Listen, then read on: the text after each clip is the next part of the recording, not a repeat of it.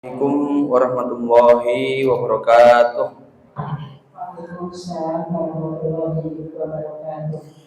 Innal hamdalillahi nahmaduhu wa nasta'inuhu wa nastahdihi wa natubu ilaih.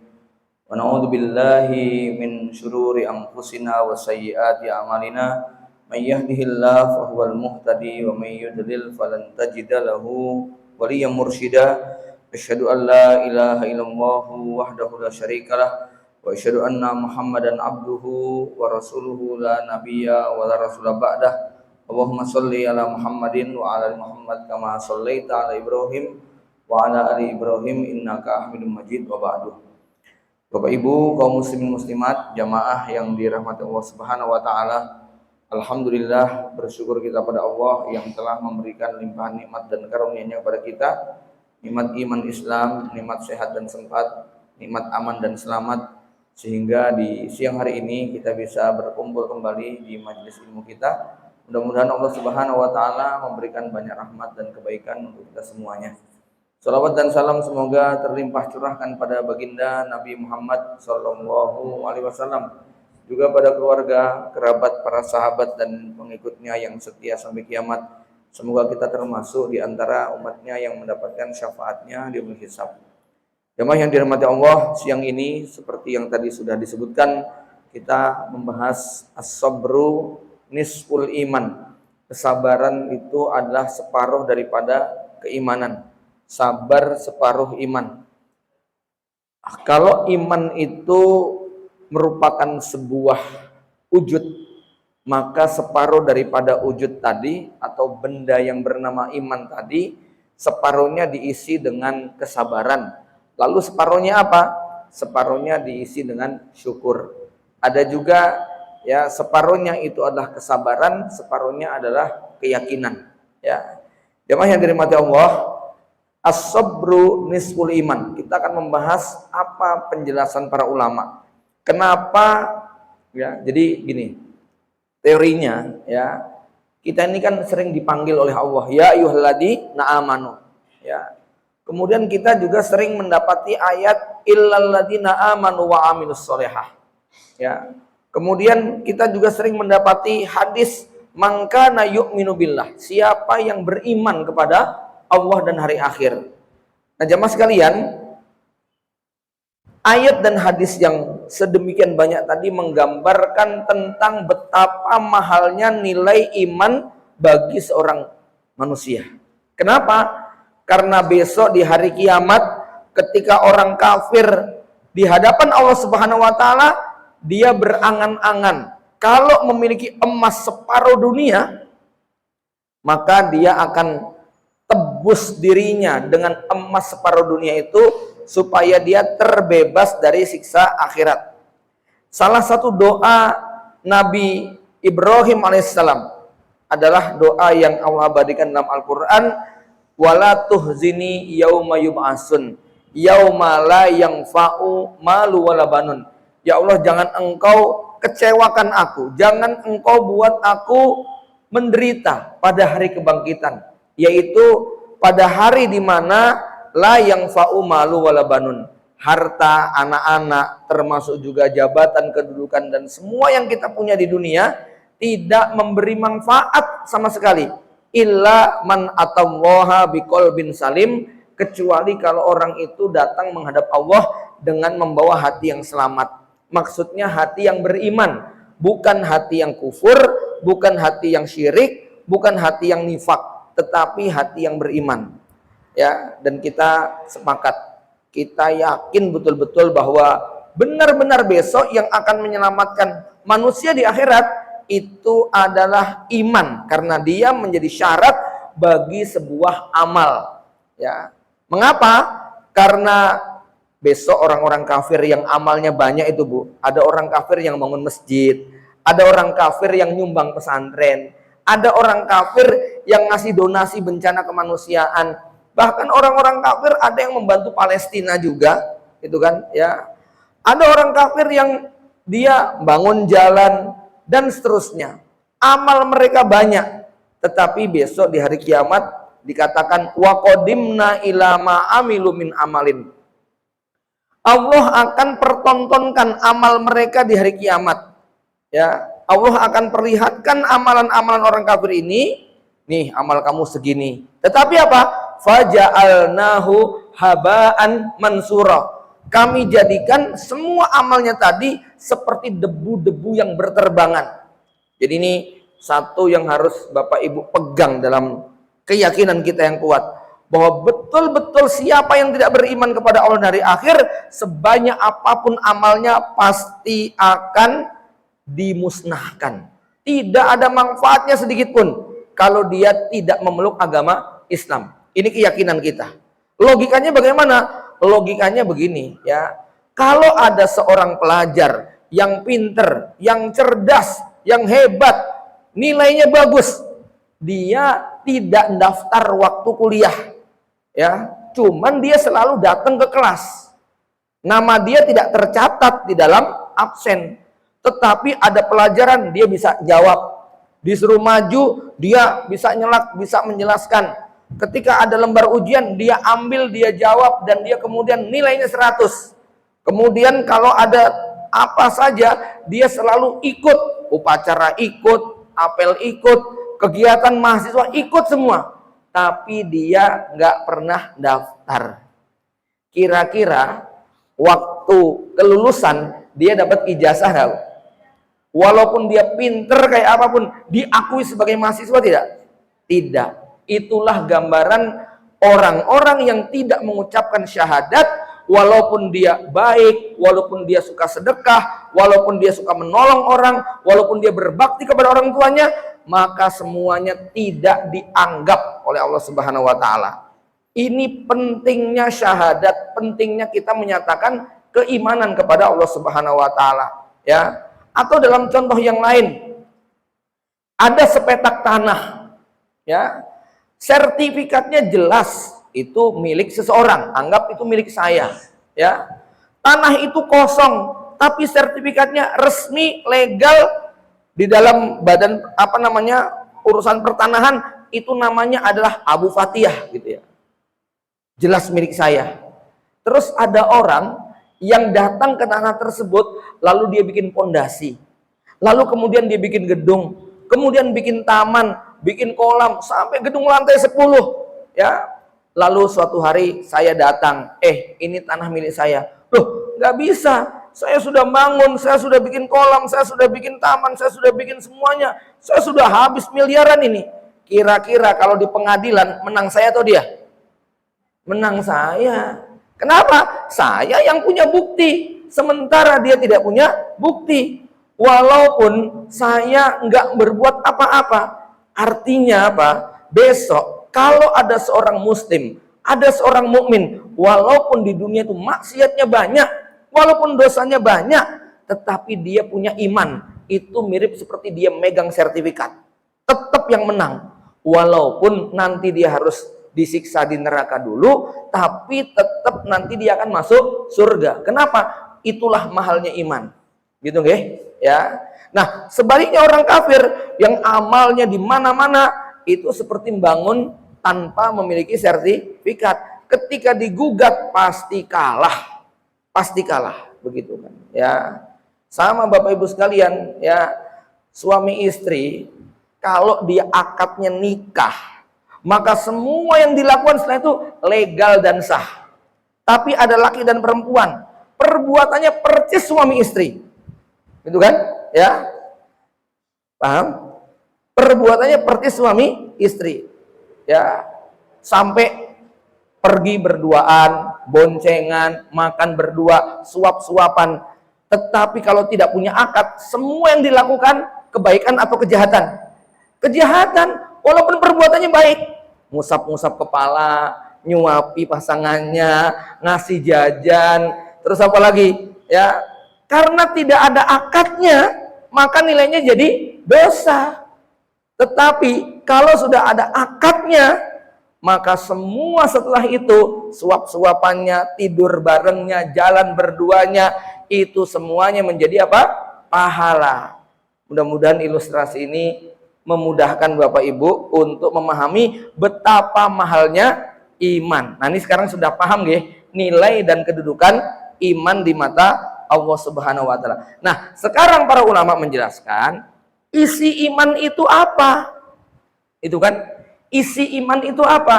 Isi iman itu ada dua. Yang separuh namanya sabar, yang separuh namanya syukur, gitu loh. Ya.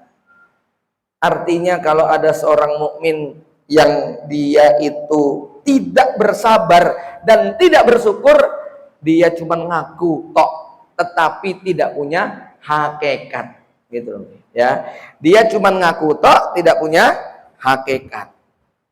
Ya, itu mungkin seperti seorang yang punya sertifikat, tetapi nggak menguasai tanahnya. Dia seperti orang yang punya BPKB motor mobil, tapi apa? Nggak ada mobil dan motornya, gitu ya. Dia seperti orang yang punya surat nikah, tapi nggak ada istrinya, ya. Itu kalau dia ngaku beriman, tapi tidak punya sabar dan tidak punya syukur, kira-kira gitu. Dia mirip seperti mahasiswa yang daftar, tapi nggak pernah kuliah, nggak pernah ngerjain tugas, nggak pernah macam-macam, gitu kan?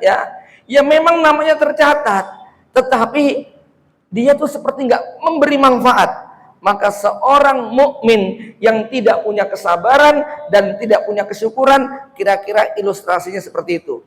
Seperti punya surat nikah tapi nggak ada pasangannya, punya surat tanah nggak ada tanahnya, punya BPKB nggak ada kendaraannya, daftar jadi mahasiswa nggak pernah kuliah, nggak pernah berangkat sekolah. Maka ya seorang yang mengaku beriman kok hidupnya nggak punya kesabaran, kok hidupnya nggak punya rasa syukur, pasti tidak jauh beda seperti orang yang tidak beriman. Kira-kira gambarannya begitu. Ya. Nah sekarang jenengan kalau punya BPKB motor mobil, tapi jenengan nggak megang motor mobilnya, sama yang jalan kaki sama nggak, Bu?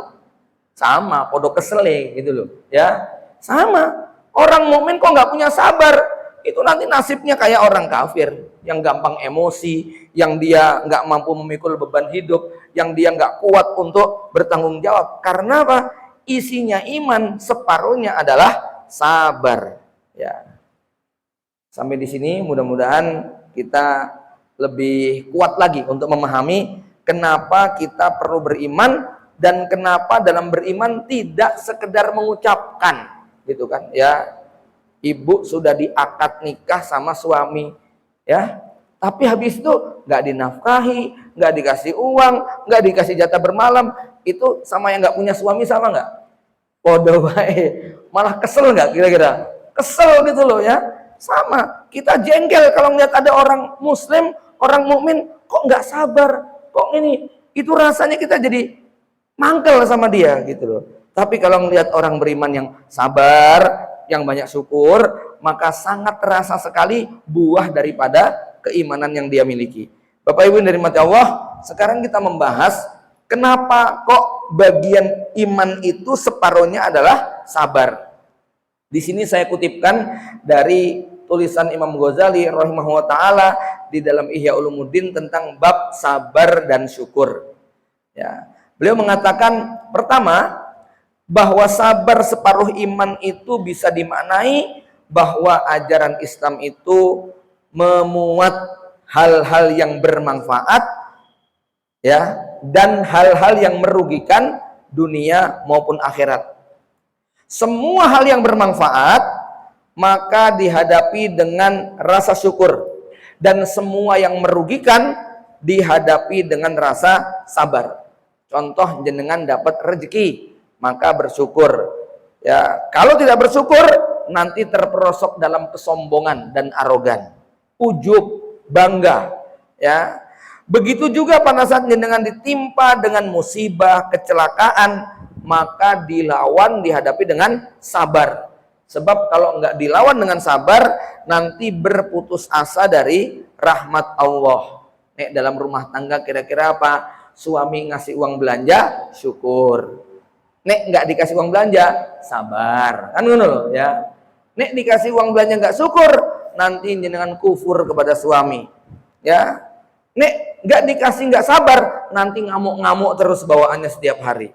Ya, ini yang pertama kenapa agama atau iman itu separuhnya adalah sabar, karena dalam iman manusia dihadapkan pada situasi yang menyenangkan dan yang tidak menyenangkan.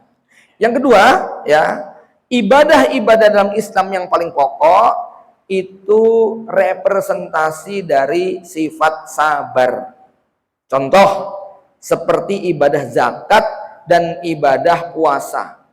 Ada perintah untuk membayar zakat dan perintah untuk saum, melaksanakan puasa.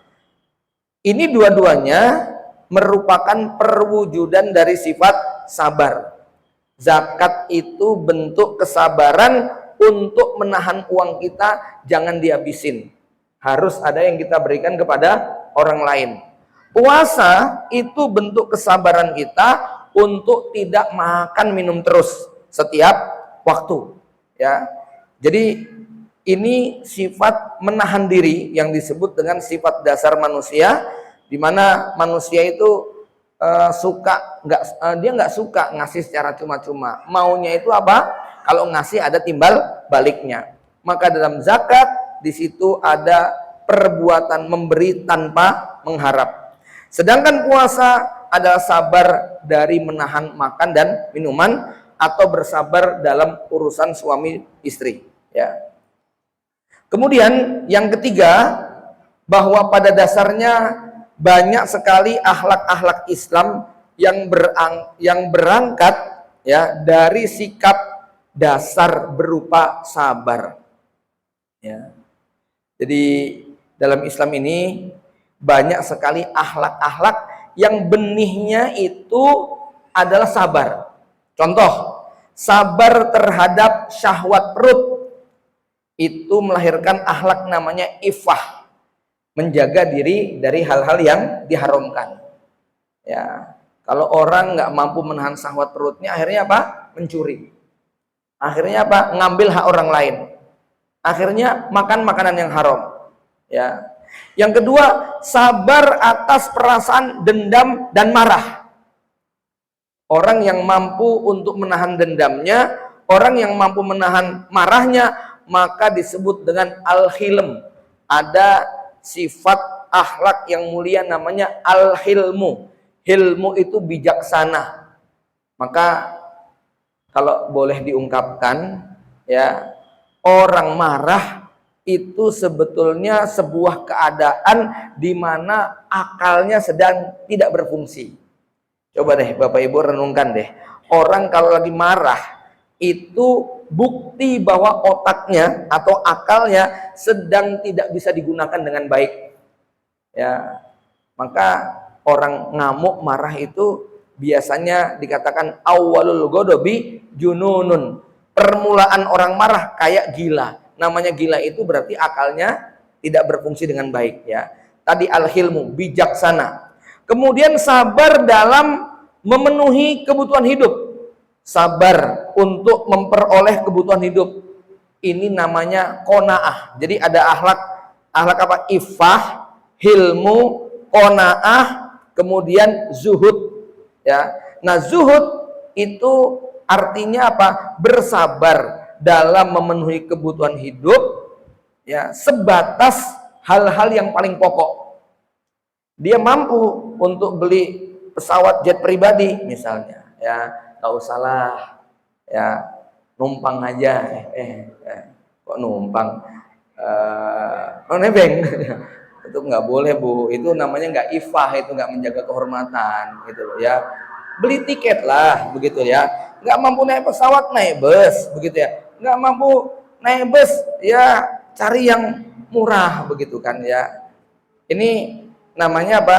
Zuhud. Kalau apa bedanya zuhud dengan qanaah? Zuhud itu dia mencukupkan dengan yang pokok walaupun mampu beli yang lebih, ya. Bisa beli roti yang harga satu potongnya 200.000, gitu kan, ya. Tapi dia milih beli roti yang harganya 2.000-an. Itu zuhud namanya, ya. Mampu beli tas harga 500 juta itu mampu, tapi dia beli yang harga 200.000. Itu namanya zuhud. Kalau qanaah, jane kepengin ono, tapi eneke iki, gitu loh Bu, ya. Ini rata-rata kita zuhud apa qanaah, Bu? Nek kita rata-rata qanaah. Karena aslinya kepengin, cuman apa? Nggak mampu, maka pilih yang rendah. Tapi intinya zuhud, qanaah, hilmu itu bersikap bijak ya, artinya santun. Hilmu itu santun ya, lemah lembut itu hilm. Kemudian ifah ini semua benihnya adalah sabar. Maka orang yang tidak sabar dia akan kehilangan ifah, hilmun, kemudian zuhud dan qanaah. Ya. Gaji baru naik dari 3 juta ke 4 juta sudah kredit mobil. Nah, ini apa namanya? Dia tidak qanaah, begitu ya. Begitu diangkat menjadi pimpinan yang gaji 25 juta, langsung ya, nggak bisa menahan diri. Biasanya makan tahu tempe sekali telur, ini langsung berubah drastis gaya makannya, gaya pakaiannya, gaya hidup yang lainnya. Kemudian yang keempat, jadi yang ketiga, yang keempat, sabar pada dasarnya adalah menghadapi dengan baik hal-hal yang tidak disukai oleh hawa nafsu. Ya.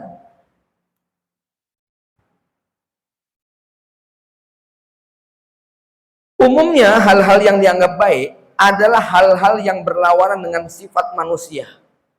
Manusia itu sifatnya malas. Maka supaya tidak malas harus sabar untuk bekerja. Ya. Manusia itu kalau Bu nih ya, ngaji sama mager di dalam kamar itu lebih enak mana? Enak mager, gitu ya. Mager nonton itu kan nggak perlu sepaneng mikir toh, nggak perlu berangkat ke sini, nggak perlu capek-capek datang. Nah, tapi itu sifat bisa dilawan dengan apa? Bersabar. Kenapa? Karena kita ngerti ada fadilah dan keutamaan untuk hadir di majelis ilmu dan sebagainya. Ya, maka ya sabar ini menjadi separuh iman. Karena memang dia sesuatu yang harus diusahakan. Ya. Kemudian yang kelima disebutkan oleh Imam Ghazali bahwa sabar merupakan pertarungan dalam diri manusia antara melaksanakan perintah agama dan menuruti keinginan sesaat. Maka sabar ini menjadi separuh iman. Jamaah yang dirahmati Allah, 3 poin pertama ini mudah-mudahan bisa kita pahami. Poin pertama tadi tentang betapa mahalnya iman. Yang kedua, betapa pentingnya mengisi iman dengan sabar dan syukur.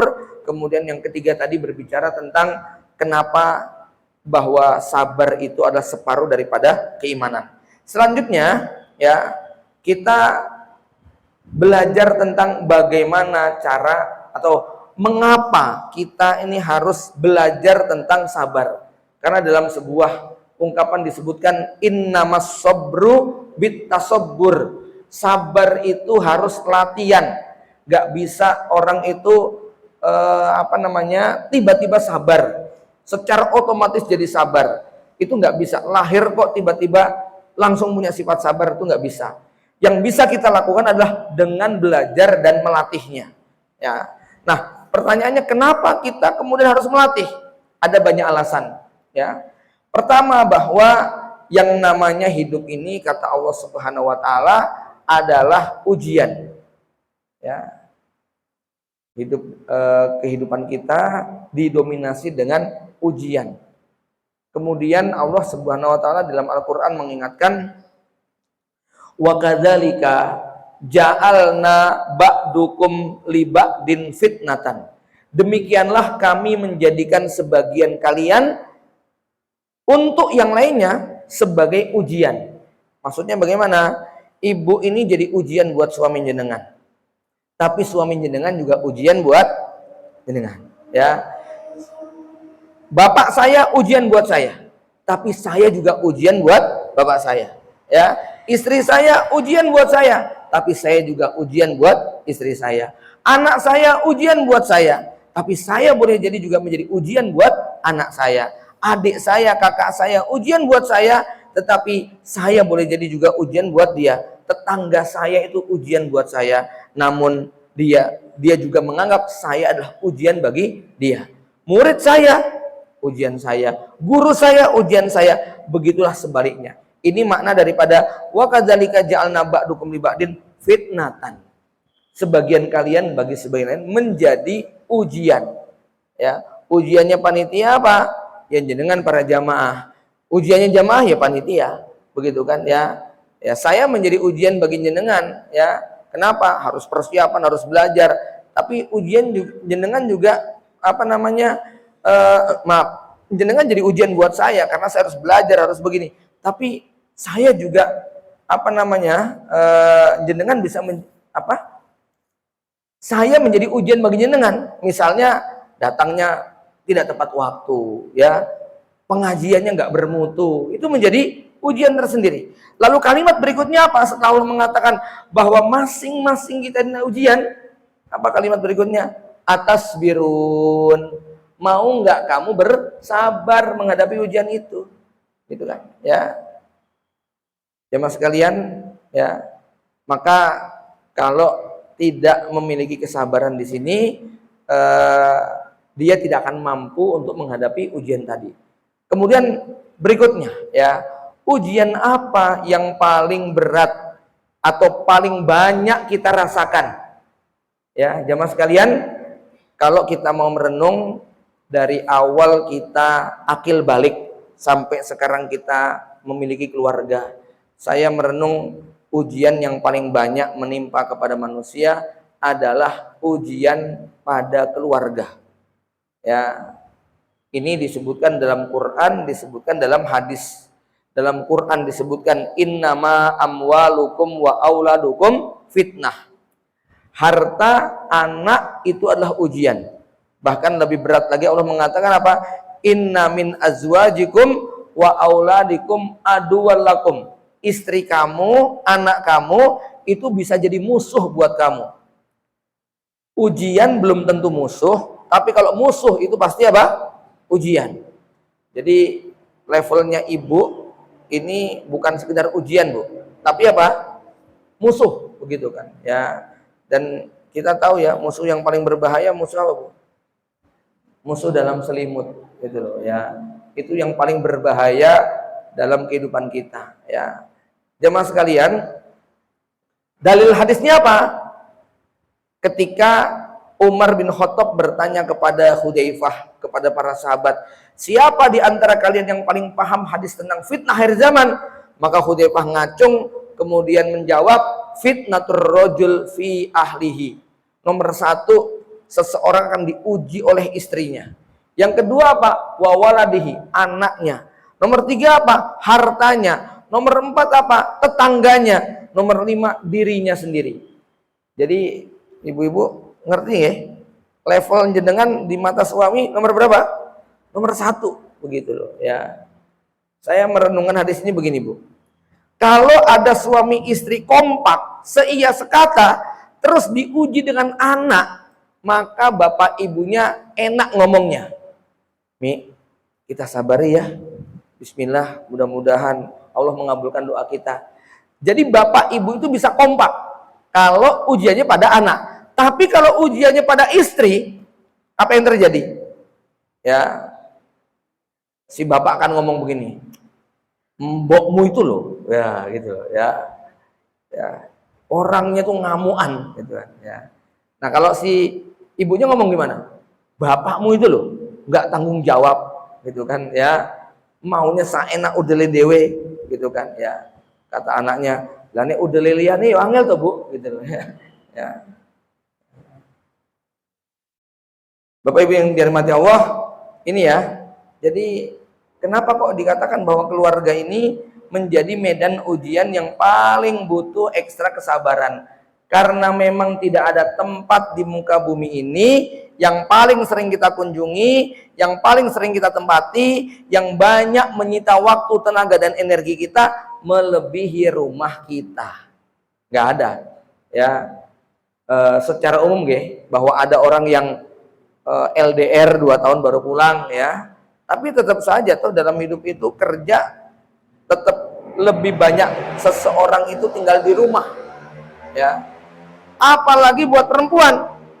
Kalau perempuan ini memang medan jihadnya ada di rumah. Karena Allah mengatakan qarna fi buyutikunna. Tetaplah kamu tinggal di dalam rumah kamu. Bahkan sampai ada sebuah ungkapan, ini bisa benar pada sebagian besar, tetapi bisa juga tidak terjadi pada wanita yang lain, di mana disebutkan bahwa seorang muslimah akan senantiasa dekat dengan surga dan ridho Allah ketika dia berada di dalam rumah. Semakin jauh dari rumahnya, semakin jauh ridho dan surga Allah Subhanahu wa taala. Makin menjauh, makin jauh surganya. Ya. Jadi perempuan yang hobinya ngelayap tiduran, Bu, gitu ya. Itu makin jauh dari apa? Surga. Ya tentu saya harus bijak bahwa ini tidak berlaku pada mutlak setiap orang.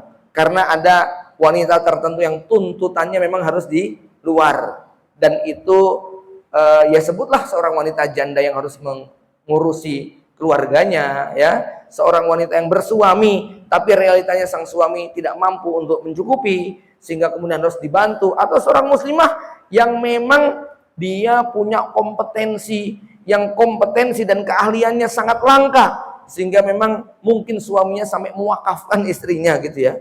Ya dalam artinya nggak apa-apa, kamu sibuk di ini dan sebagainya, ya. Qadarullah, mungkin dia nggak punya anak juga, begitu kan ya, sehingga waktu dia untuk kepentingan luar lebih banyak misalnya. Tapi secara umum demikian, bahwa seorang istri harus qarna fi buyutikunna. Nah jamaah sekalian, ketika kita sudah tahu bahwa medan terbanyak di mana kita tinggal, kita singgah itu rumah, maka otomatis menghadapi rumah ini level kesabaran kita harus dinaikkan. Kenapa demikian? Ya, karena ini oleh Allah dijadikan sebagai medan ujian yang paling banyak sekali. Nah, Bapak Ibu sekalian, pertanyaannya, ya, bagaimana seorang mukmin bisa melewati hari-hari bersama keluarganya dengan penuh kesabaran?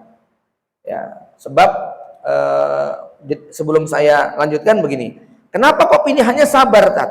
Kenapa bukan syukur? Ya, padahal syukur itu separuh iman juga. Ya.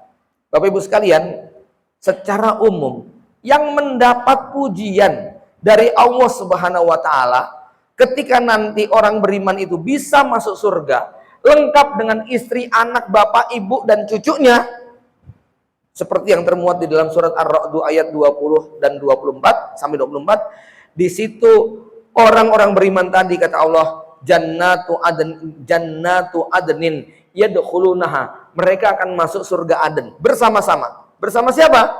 Waman sholaha min abaihim, masuk surganya ditemani bapaknya, ibunya, kakeknya, neneknya. Wa azwajihim, ditemani sama istri-istrinya, ditemani dengan wa zurriyatihim, anak cucunya. Ini kan pemandangan yang sangat luar biasa nggih. Masuk surga rombongan keluarga besar. Dan ternyata di depan sana wal malaikatu yadkhuluna alaihim min kulli bab, malaikat sudah bersiap menyambut di setiap pintu surga. Lalu malaikat tadi mengatakan apa? Malaikat tadi mengatakan salamun alaikum bima sobartum, selamat untuk kalian wahai keluarga hebat atas kesabaran yang kalian jalani ketika hidup di dunia. Jadi seakan-akan ini sebuah isyarat kalau mau sukses di akhirat mesti di dunianya banyak apa? Banyak sabar. Nggak mungkin enggak, ya. Bahkan boleh saya simpulkan, kalau ada satu kalimat yang paling mewakili tentang seluruh rangkaian perjalanan kita berumah tangga, maka kalimat itu bernama sabar, gitu nih, ya. Syukurnya mungkin waktu bulan madu, sebulan 2 bulan, habis itu bulan padu, ya kudu sabar, ya. Bulan madu yang isinya syukur itu kan karena fasenya fase cinta imajiner, cinta hormonal. Cinta hormonal itu cinta yang membuat Anda tidak logis, gitu kan, ya. Cinta hormonal itu yang membuat jauh terasa dekat, mahal terasa murah, sempit terasa lapang, gelap seperti terang, ya, capek nggak dirasakan waktu awal-awal pacaran, kira-kira gitu ya. Atau awal-awal nikah, itu kayak gitu nih Bu, ya. Wis pokoknya ada saja energi yang berlipat. Tapi ini nggak lama, Bu. Ini fasenya hanya 3-6 bulan. Habis itu, setelah 6 bulan kita akan masuk pada fase kedua, yaitu cinta rasional. Paham cinta rasional? Kesel ya kesel, ya. Pahit ya pahit, ya.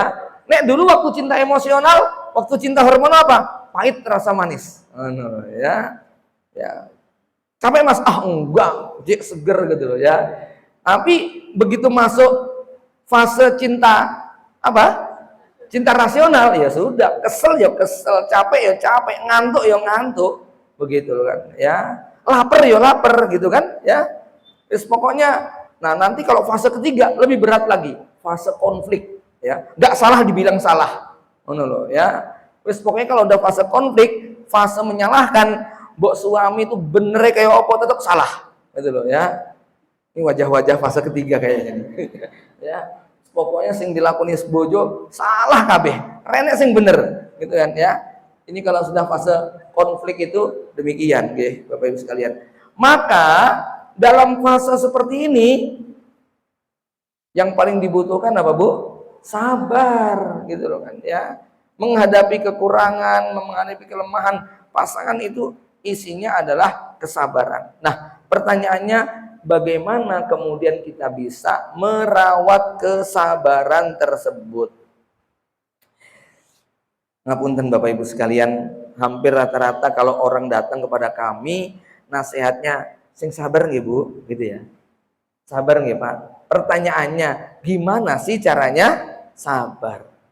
Nah, kita akan mencoba untuk mengulas gimana caranya sabar. Sebab banyak sekali orang dibilangin sabar ya Mbak, sing sabar ya Mbak, anaknya meninggal dunia sabar ya Mbak, suaminya kecelakaan sabar ya Mbak. Pertanyaannya, sabar itu apa dan bagaimana mekanismenya? Sebab kalau kita nggak paham mekanismenya, kita hanya tahu kosakatanya tapi tidak mampu untuk mewujudkannya. Ya. Nah, terus bagaimana kita paham mekanismenya? Bapak Ibu sekalian, ya. Yang pertama adalah kita harus memahami cara kerja emosi kita, respon tubuh kita. Kita akan memilih sabar atau ngamuk itu tergantung dari bagaimana cara kita menyimpan memori di dalam kepala kita. Saya sampaikan teorinya begini. Bapak Ibu, kira-kira peristiwa apa yang bikin kita emosi, kita jadi marah, kita jadi kehilangan kesabaran kita, bahkan sampai nggak tersisa kesabaran tersebut? Perbuatan apa? Ibu-ibu kalau saya tanya, kapan ibu marah? Kalau terjadi apa? Kita marah kalau dihina, ya toh? Kita marah kalau ada orang janji bayar utang, nggak dibayar. Kita marah ketika ngelihat anak kita nggak ngerti perasaan kita, ya. Kita marah kalau suami melakukan begini begitu. Bapak Ibu sekalian, peristiwa apapun yang terjadi dalam kehidupan kita, dia selalu memiliki nama file di kepala kita, gitu ya. Contoh misalnya, saya akan marah kalau ada orang yang menghina saya. Maka begitu orang itu menghina saya, misalnya saya sudah bikin sebuah definisi di kepala. Sekali lagi kamu menghina saya, tak jotos, gitu dia. Maka begitu dia menghina gimana? Tangan saya akan maju, ya, mata saya akan mendelik, ya, kemudian tubuh saya akan bergerak menuju dia. Saya ingin melampiaskan kemarahan saya. Kenapa? Karena di kepala saya langsung saya buat definisi menghina jotos, begitu loh.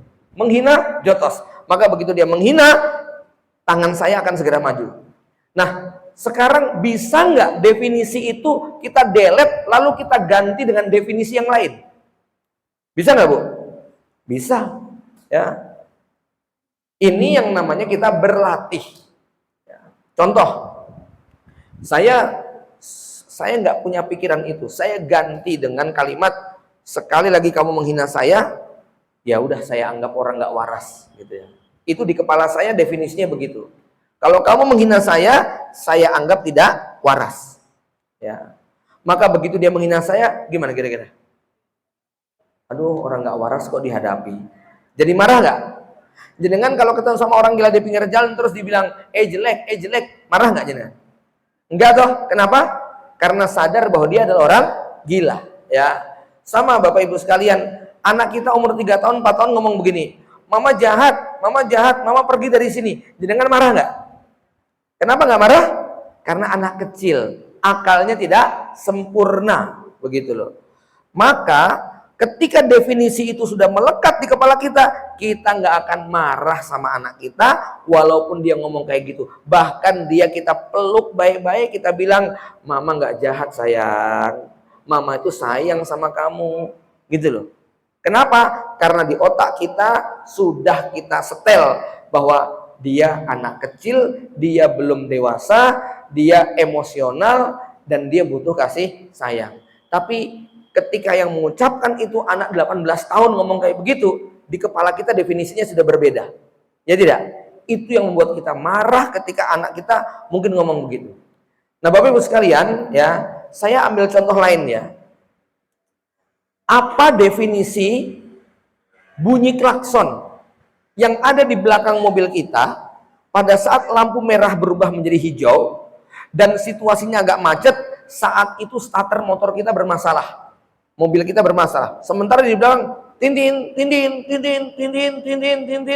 begitu ya. Kira-kira definisi klakson itu apa di kepala Anda? Hah? Orang kok nggak sabaran, gitu ya, dasar kampungan, ya, nggak ngerti perasaan orang lain. Iya, aku juga tahu ini lampu hijau, gitu ya. Nah, kalau definisi seperti itu, yang muncul kita sama dia marah atau tersenyum? Marah. Kenapa? Karena di kepala kita definisinya seperti itu. Tapi kalau definisinya dirubah, bahwa bunyi klakson tintin itu artinya apa? Itu adalah kawan kita di belakang ngasih tahu, hai kawan, lampu sudah hijau, ayo kita persiapan jalan, gitu ya. Maka kita nggak jadi marah, bahkan kita bisa tersenyum sambil melambaikan tangan kepada dia, oke, gitu ya, walaupun kepada yang tidak dikenal. Maka Bapak Ibu sekalian, penting sekali melakukan redefinisi atas berbagai macam peristiwa, ya. Saya banyak diskusi dengan salah satu putra kami yang sekian bulan ini menemukan banyak insight dalam kehidupan. Setelah kegagalan di ini, kegagalan di itu, ya, akhirnya yang tadinya emosional berubah menjadi lebih penyabar. Kenapa? Melakukan redefinisi. Ya, sebut misalnya ada seseorang yang marah gara-gara dia digigit ular. Ya, ada orang yang ketika digigit ular itu dia marah. Kenapa kamu ngegigit saya? Kenapa bisa kamu itu berbahaya? Kenapa kamu melukai saya? Harusnya kamu nggak boleh menggigit. Pertanyaannya, mana yang lebih cepat sembuh? Antara orang yang digigit ular, kemudian dia nuding-nuding, kamu yang bikin saya sakit, kamu yang bikin saya terluka, kamu yang bikin saya jadi beracun. Dengan orang yang begitu digigit, dia segera mengambil obat, kemudian dia keluarkan racunnya, kemudian dia perban kulitnya, kemudian dia berhati-hati kalau ada serangan. Mana yang lebih cepat sembuh, Bu? Ya, orang yang segera mengobati. Ya, Bapak Ibu sekalian, ibu-ibu akan menghadapi suami yang mungkin seperti ular tadi. Ya, tapi sayangnya kebanyakan, maksud saya, menyakiti perasaan jenengan gitu ya. Ya, melukai perasaan, meracuni hati dan sebagainya. Tetapi sayangnya banyak di antara wanita yang lebih sibuk untuk menyalahkan ularnya, ya, mengatakan ini gara-gara kamu gigit, ini gara-gara kamu beracun, ini gara-gara itu. Lalu dia lupa dan akhirnya racun itu mengembang sampai akhirnya dia kemudian kondisinya sudah parah sekali. Pertanyaannya, sembuh nggak dengan menyalahkan ular tadi? Nggak akan menyembuhkan. Ya, maka awalnya beliau punya istilahnya punya rasa yang berat sekali dengan seseorang. Apapun yang dilakukan orang itu salah terus di mata dia, begitu kan? Ya. Tapi setelah dia merenungkan, kenapa saya harus menuntut dia minta maaf? Kenapa saya harus menuntut dia itu bersalah? Kenapa saya tidak sibuk untuk memperbaiki hati ini yang dendam dan amarah? Akhirnya setelah itu dia lebih suka ya menerapi dirinya, dan setelah peristiwa itu dia betul-betul memaafkan orang yang tidak disukai. Masya Allah, habis itu apapun yang dilakukan oleh orang itu terasa enteng semuanya. Bahkan saking pentingnya, dia di dalam HP-nya itu dikasih nama Fulan, ya, dalam kurung, ya, tidak boleh dimarahi, gitu loh, ya. Setelah dia kasih kayak begitu, dia mendengar apapun dari si Fulan ini, hatinya tenang. Tadinya sedikit saja persoalan, kalau dilakukan oleh si Fulan, pasti dia ngamuk, dia marah, dia emosi, sampai kemudian, Masya Allah ya, saya bersyukur ketika justru dia mendapatkan insight dengan cara yang semacam itu. Kita begitu memaafkan memaafkan orang lain, maka itu dampaknya. Artinya apa? Begitu kita tidak sibuk untuk nguntik-nguntik dia, sembuh kita lebih cepat, gitu loh. Ya, Bapak Ibu sekalian, kembali kepada tadi ya, definisi. Sayangnya Bapak Ibu, ini khususnya buat ibu-ibu. Ibu-ibu ini secara umum makhluk yang paling susah melakukan redefinisi ketika sudah terlanjur melekat, karena perempuan itu makhluk pengulang, pakar sejarah, gitu loh ya, nggak bisa melupakan peristiwa yang pernah melukai hatinya, dan repotnya dia begitu mudah untuk mengembangkan dan menghubung-hubungkan bahkan yang nggak ada hubungannya. Contoh nih ya, ada seorang wanita, dia dibuat sakit hati oleh seseorang, oleh suaminya, ya. Sebutlah ya kasus umum, misalnya suaminya berselingkuh di depan matanya, melakukan perbuatan yang hina itu, dan istrinya marah, ngamuk, nggak terima. Suaminya sudah sungkem-sungkem, sudah sujud-sujud, sudah minta maaf berulang-ulang, tapi tetap dia nggak bisa melupakan. Mohon maaf kalau ada kesamaan nama, mohon maaf ya. Misalnya, sebutlah wanita itu namanya Wati, begitu loh ya. Mudah-mudahan gak ada yang sama namanya, nggih ya. Itu perempuan mendengar nama-nama Wati, itu bisa apa? Emosinya langsung meledak. Misalnya ya, dia jadi guru, terus ngabsen nama muridnya, dilalahnya kok nomor 5 namanya Wati, gitu loh ya. Itu udah langsung, ini anak mesti nanti gedenya jadi kayak begitu loh. Coba lihat itu, betapa hebatnya dia mengembangkan, menghubung-hubungkan yang nggak ada hubungannya. Kalau dia punya anak perempuan, lalu main sama tetangga, dilahnya ketika main ke rumahnya, nama temenmu siapa? Namanya Wati sekian loh, gitu ya, Sukmawati, gitu kan ya. Itu dia bisa emosi begitu. Bahkan suatu saat ketika dia diajak suaminya, ini udah damai Bu, udah bertahun-tahun itu udah damai. Suatu saat ketika dia naik motor boncengan sama istrinya, terus lapar, Mas cari makan yuk. Pas belok warung Bu Wati, gitu loh ya. Itu bisa, jangan ke sini, gitu loh ya. Milih lapar loh Bu, kayak gitu loh Bu ya. Ini salah nyimpen file, dan itu yang menyiksa dia siapa? Dia sendiri, begitu loh ya. Maka Masya Allah ya, dalam Islam memaafkan itu sebenarnya bukan menguntungkan orang lain, tapi apa? Menguntungkan diri sendiri. Ketika Allah mengatakan wal kadiminal ghaid, Allah memberikan pujian kepada orang-orang yang kadiminal ghaid, mampu menahan marah, wal afina anin nas, memaafkan manusia, wallahu yuhibbul muhsinin, berbuat baik kepada manusia. Ini 3 paket ya.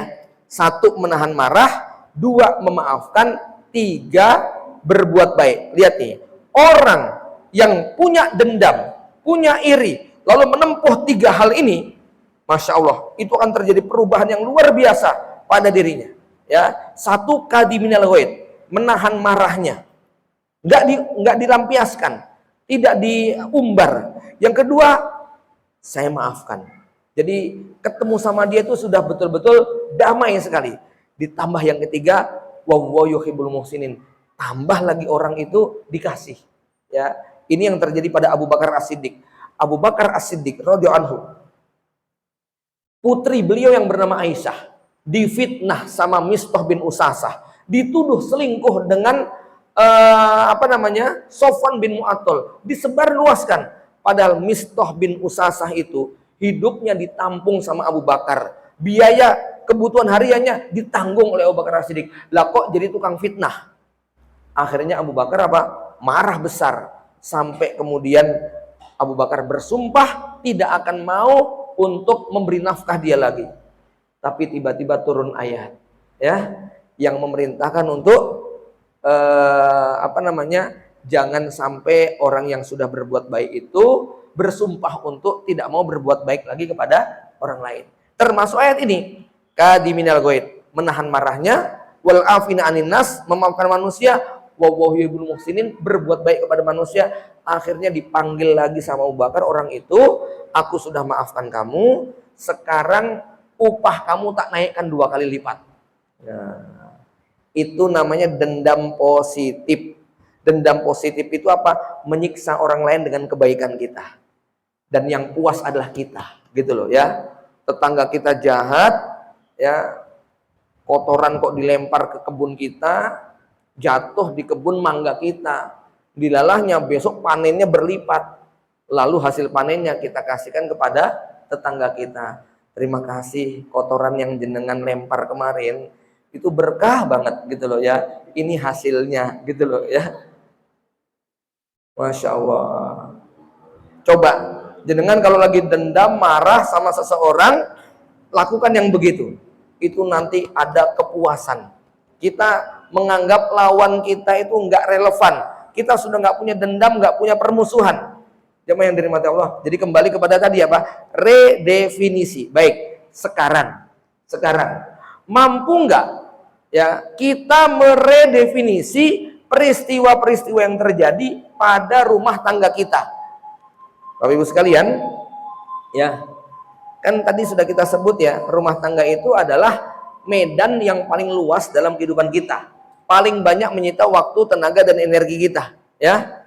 Nah, sehingga medan ini pasti akan berpotensi menjadi penyebab kemarahan kita, ketidaksabaran kita, dan sebagainya.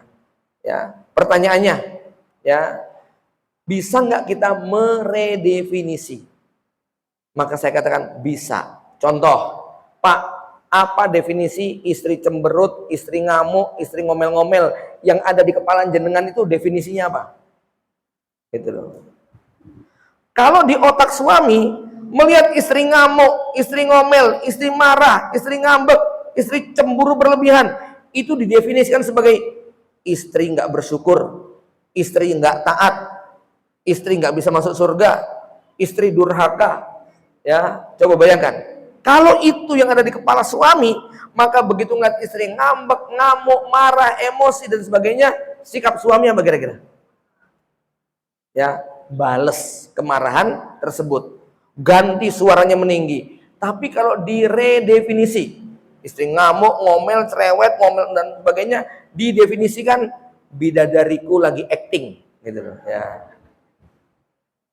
Begitu istri ngamuk, ngomel dan sebagainya, sama suaminya dipeluk, hebat sekali kamu, aktingnya sempurna, sampai Abi nggak bisa membedakan ini marah beneran atau bohongan, gitu ya. Ya, teorinya gampang Pak, gitu. Teorinya toh, begitu loh, ya. Ya, tapi itu kalau dilatih, nanti lama kelamaan terbiasa. Suami pulang malam hari, rumah berantakan, ya, tumpukan cucian banyak sekali, piring kotor berserakan, lantai juga, masya Allah sampah di mana-mana, ya. Suami itu kan maunya tuh Pak, pulang malam hari, rumah bersih, ranjang rapi, datang dipijiti, tuh Bu, itu mindsetnya laki-laki. Tapi begitu masuk kok suasananya kayak begitu, nah, bawaannya berarti apa Pak? Marah, emosi, karena nggak sesuai dengan ekspektasi. Tapi coba itu diredefinisi. Begitu pulang lihat suasana kayak gitu, masya Allah, istriku solehahnya, suami capeknya kayak gini, masih dikasih amal soleh segini banyak, gitu loh ya. Nanti nggak jadi emosi itu, gitu kan? Ini solehah sekali istri saya, begitu kan ya. Mau marah nggak jadi, ya. Jadi Bapak Ibu sekalian, Kalau kita ketemu orang kok dia ngeludah di depan muka kita, perasaannya gimana? Ya marah gitu kan.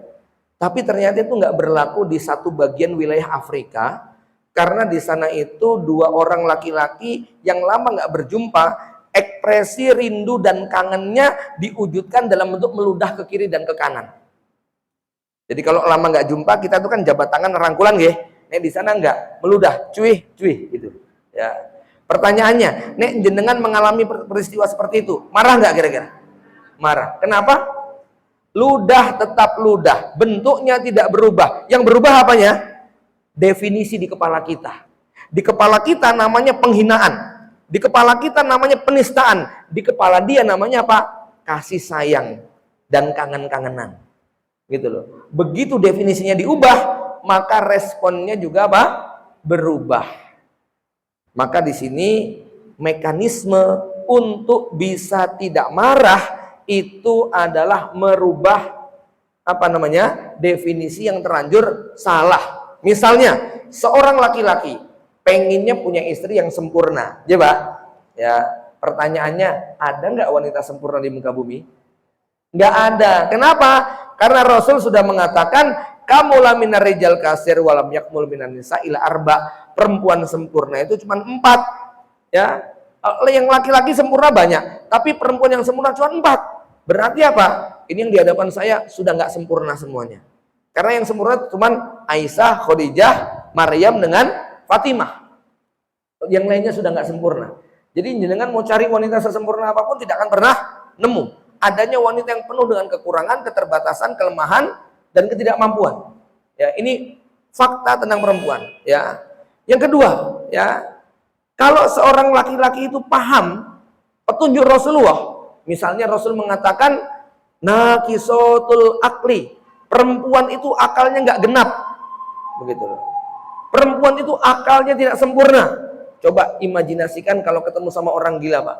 Ya, kita marah-marah nggak? Kenapa nggak marah? Karena akalnya tidak sempurna. Maka aneh kalau ada laki-laki ngamuk-ngamuk marah-marah sama istrinya. Sebab dia lupa bahwa istrinya itu akalnya tidak sempurna. Walaupun jenjangnya S2, S3, selama dia wanita, dia kata Rasulullah itu apa? Naqisatul akli, akalnya tidak sempurna. Itu kenapa dalam menghadapi perempuan jurusnya cuma 3 kata Allah. 1, takfu, banyak dimaafkan. 2, tasfahu, nggak boleh diomelin, gitu kan? Yang ketiga, tagfiru, harus sering diampunin.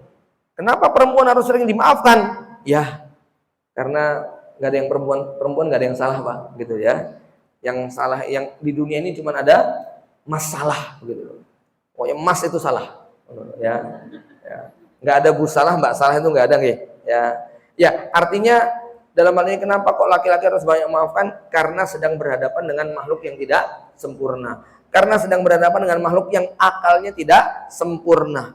Maka kalau kita bisa tidak marah dengan orang gila, tentu seorang laki-laki kuat untuk tidak marah dengan wanita.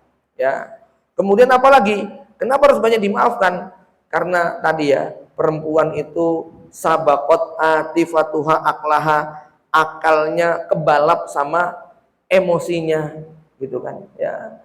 Bahkan lebih parah lagi, wadoat lisanaha amama akliha, perempuan itu meletakkan mulutnya di depan otaknya. Tahu konsekuensinya nggak, Bu? Mulutnya di depan otaknya, berarti otaknya ada di mana? Di belakang. Kalau di belakang seringnya apa? Ketinggalan, benar loh ya. Ya. Ini bukan untuk merendahkan perempuan loh ya. Ini untuk menyadarkan laki-laki untuk punya kesabaran tanpa batas. Benar. Ya, bukan untuk merendahkan perempuan. Rasul menyebutkan begini bukan untuk merendahkan perempuan, untuk menyadarkan laki-laki bahwa Anda kalau jadi suami harus punya stok sabar tanpa batas. Itu loh. Karena sedang berhadapan dengan makhluk yang penuh dengan kekurangan. Ya, lakukan redefinisi itu. Sekarang ibu-ibu gimana caranya supaya nggak marah sama suami? Ya, sama. Coba Bu, punya suami bangun jam 9 pagi, pengennya dibuatin kopi. Habis itu nonton TV. Coba definisikan suami kayak gitu apa di otak Anda? Ayo. Suami cap apa namanya itu? Ya, suami pemalas, suami nggak bertanggung jawab, suami tidak peka, suami nggak ngerti perasaan istrinya, suami yang nggak suka bantu-bantu. Kalau itu yang ada di otak jenengan, emosi nggak kira-kira? Emosi. Coba sekarang diredefinisi. Suami itu adalah pintu surga. Ya. Loh, kok ada yang cemberut? Nggak terima ya, Bu? Ya. Loh, ini untuk membuat kita nggak emosi. Coba, suami adalah pintu surga. Suami adalah tameng neraka. Seenggak bergunanya suami jenengan, itu tetap benteng api neraka. Gitu loh. Kenapa? Sebelum jenengan ditanya, suami Anda yang akan ditanya. Jadi begini ya, kalau dalam sebuah peleton, dalam sebuah kompi, anak buahnya bersalah, yang diomelin siapa? Komandannya dulu. Kenapa kayak begini gitu kan? Ya, anak buahnya belakangan gitu ya. Yang diomelin pertama kali itu adalah suami. Jadi jenengan berbuat dosa apapun, yang pertama ditanya bukan jenengan, tapi apa? Suami gitu loh. Ya, maka setidak bergunanya suami, ya harus dilihat, ini benteng api nerakaku, ini pintu surgaku. Jadi kalau jenengan itu di otak jenengan sudah dijejel di kalimat itu ya, pintu surga, benteng neraka, pintu surga, benteng neraka, mbok mulih ranggowo apa-apa gitu loh ya. Ya, pintu surgaku datang. Ya. Bangunnya jam 10 siang, benteng api nerakaku, ya. Itu akan mengurangi apa? Mengurangi emosi kita, ya. Jamaah yang dirahmati Allah Subhanahu wa taala, kenapa ini harus kita lakukan? Orang barat, orang kafir yang tidak beriman kepada akhirat itu hanya mampu melihat yang nampak di permukaan. Ya, maka mereka melihat keluarga itu beban. Mereka melihat anak itu adalah masalah. Mereka melihat rumah tangga itu adalah problem. Akhirnya mereka milih tidak menikah. Ketika mereka menikah, nggak mau punya anak. Setidaknya itu yang dapat saya lihat ketika kunjungan ke satu negeri Eropa, Jerman misalnya, di mana mereka mengalami problem yang sangat serius dalam masalah demografi. Kenapa? Karena mereka nggak pengen punya anak, mereka pengennya bebas, mereka malas nikah, dan akhirnya apa? Generasi mudanya habis. Mereka menyadari sampai 30 tahun ke depan problem demografi ini nggak bisa selesai. Sampai ketika kita turun di bandara, kemudian masuk ke warung makan, ke mall, itu yang jaga mbah-mbah semuanya. Udah umur 55, umur 50 ke atas, 60, itu masih jaga di restoran. Kasihan sekali, ya. Nah, kenapa? Karena mereka hanya melihat rumah tangga itu masalah, anak itu problem dan beban. Tapi orang beriman melihat anak itu yang akan menuntun tangan bapak ibunya ke surga. Anak itu nanti akan menyerahkan mahkota di surga. Anak itu nanti akan memberi syafaat buat bapak ibunya. Ya, maka kalau Gus Bahak bilang, kalau ada yang iktikaf hanya karena takut dari amuan istri, mendingan mulih sabar menghadapi amuan istri, itu pahalanya lebih besar daripada iktikaf dan sholat di masjid. Oh, no. Ya, tenan itu Pak, ya, mendingan mulih. Ya, kenapa? Sabarnya Anda menghadapi cerewet, omelan, marahan dan sebagainya dari pasangan jenengan, itu bisa lebih besar daripada ibadah sholat yang nggak perlu sabar, gitu ya. Makanya Rasulullah mengatakan, man kadoma ghaidahu wa huwa qadirun ala ayunafidahu, siapa yang mampu menahan marah padahal mampu untuk melampiaskannya, du'iyalahu yaumal qiyamah baina sa'iril khalaik ihtari min huril in haitsu syi'ta. Ya, dipanggil di hari kiamat di hadapan semua manusia. Orang ini dikatakan sama Allah, silahkan pilih bidadari surga yang paling kamu sukai. Ada ribuan bidadari cantik jelita, kata Allah kepada si laki-laki yang diomelin terus sama istrinya ini, ya, silahkan pilih bidadari yang kamu suka. Ya, kenapa? Suami itu kan bisa Bu males Bu. Suami itu kan bisa menceraikan istrinya, nggih? Bisa memulangkan istrinya, tapi tidak dilakukan. Dia bersabar, dia menahan. Ane suami yang begini ini besok di akhirat dapat begitu. Nek jenengan ulang-ulang terus Pak hadis ini Pak, insya Allah kebal diomelin sama istri. Gitu loh, tenang, gitu loh. Ya, ini tak baca-baca terus gitu ya, supaya kebal, gitu ya. Diomelin mikir senyum, maaf nih, maaf, gitu aja. Sudah, mau dilampiaskan, ingat hadis ini. Ya besok kalau saya marah, saya nggak dapat bidadari. Ini kalau dipegang terus gitu nggih ya. Kan kita ingat sama lagunya dari Sulaiman nggih. Kaya sementara, miskin sementara. Seneng sementara, ya. Susah sementara, tampan sementara, jelek selama-lamanya. Sementara juga Pak, gitu loh ya. Nanti di akhirat akan Allah ganti ya dengan yang lebih baik semuanya. Demikian mudah-mudahan bermanfaat. Aku qouli hada. Assalamualaikum warahmatullahi wabarakatuh. Waalaikumsalam warahmatullahi wabarakatuh. Semoga Allah memberikan kesehatan dan yang sangat bermanfaat.